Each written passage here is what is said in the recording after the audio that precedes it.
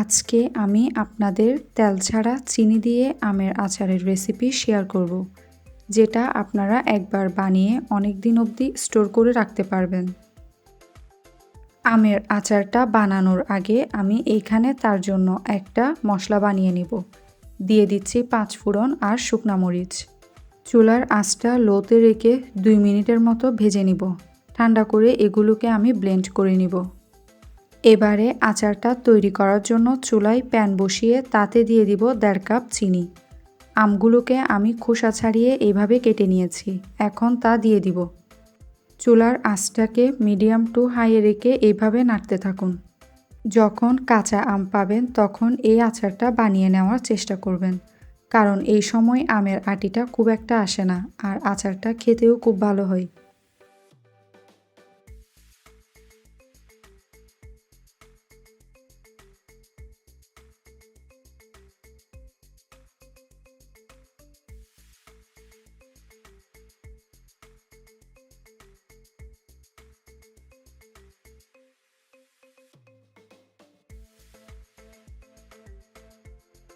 দিয়ে দিব ভিনেগার, যাতে এটা আপনারা অনেক দিন অবধি স্টোর করে রাখতে পারেন। একটু নাড়াচাড়া করে মিশিয়ে নিব।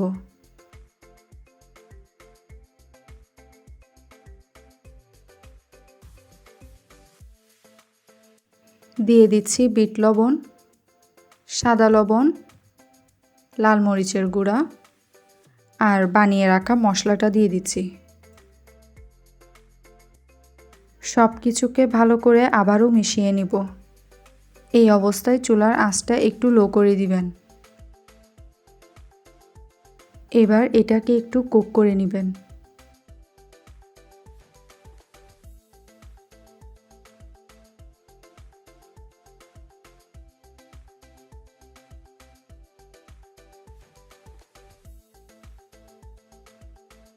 ভালোভাবে আমটা সেদ্ধ হয়ে গিয়েছে। দেখেন আমের ঝোলটা কমে গিয়ে আঠালো হয়ে গিয়েছে।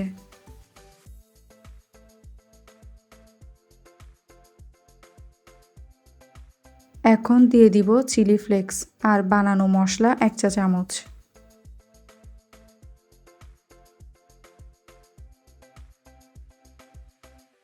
এখন আরেকটু ভালোভাবে মিশিয়ে নিব।